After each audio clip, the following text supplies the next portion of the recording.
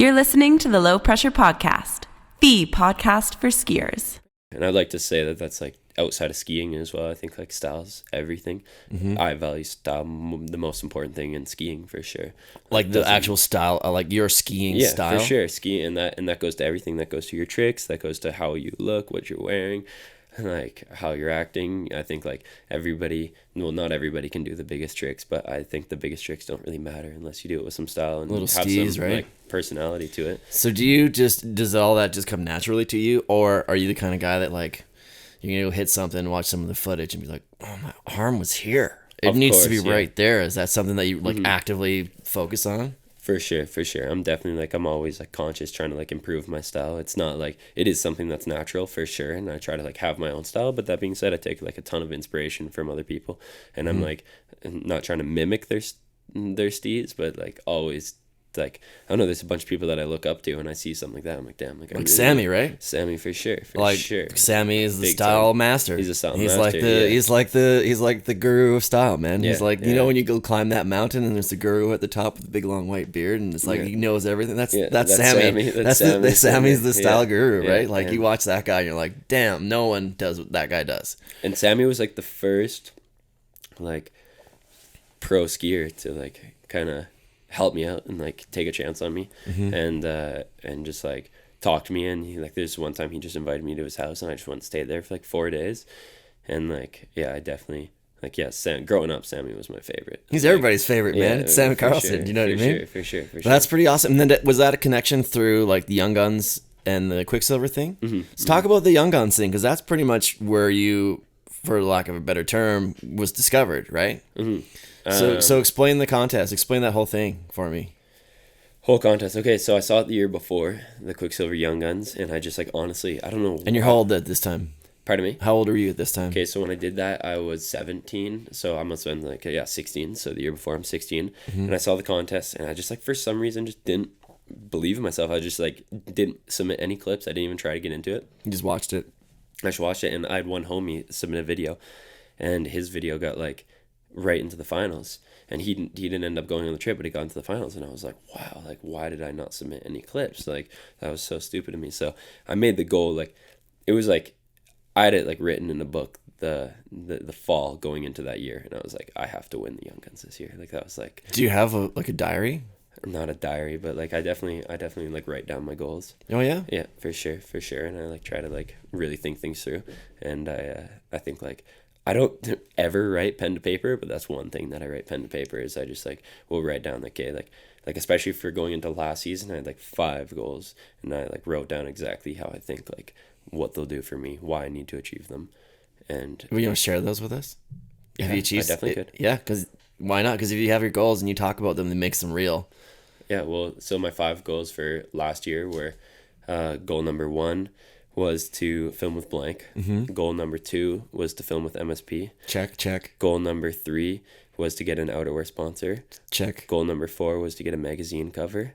And goal number 5 was to win the Breakout Athlete of the Year. And that's the only one that hasn't happened yet. You got the cover? Which one? Ski. No way. Yeah. Ski Canada or Ski? Ski Canada. Nice, buddy. Yeah. So you got one left.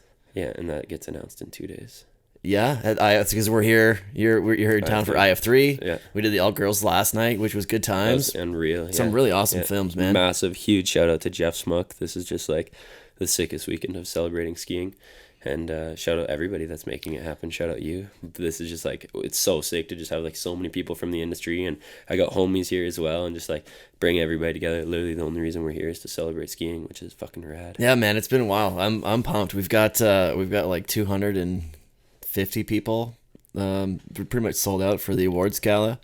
This will be out afterwards, so maybe if you want to watch it, you can go back on IF3 website. You can watch it by the time this comes out. It'll be streaming. Sweet. It's gonna be streaming on the internet. There's like a big drive-in apparently at Montreal. It's gonna be at the same time. Awesome. But I want to go back to these goals things. So this fascinates me, is because you're 20, right? You wouldn't expect a lot of 20-year-olds to be this goal oriented or this, driven or even that specific or focused on what their goals are. Is that something that was like taught for you from your parents, or like where did that come from? Yeah, my parents played a huge role in that for sure. Both of my parents are definitely very goal orientated, and they Yeah, I'd say it came from them. It came from like coaches when I was younger teaching me that, but more than anything, it just came from like since I was the youngest kid, I was just like, there was no other option. I was just like, I have to become a pro skier at some point. And that was just like my biggest passion. That was like what I wanted to do. So setting goals was like me thinking like I remember this the other day. I had this thing, and I'm not there yet. I don't want to speak at all that I'm there. I'm not a professional skier necessarily yet, but I had this like, I made this rule when I was younger, and it's a stupid rule to everybody out there. Do not live by this rule.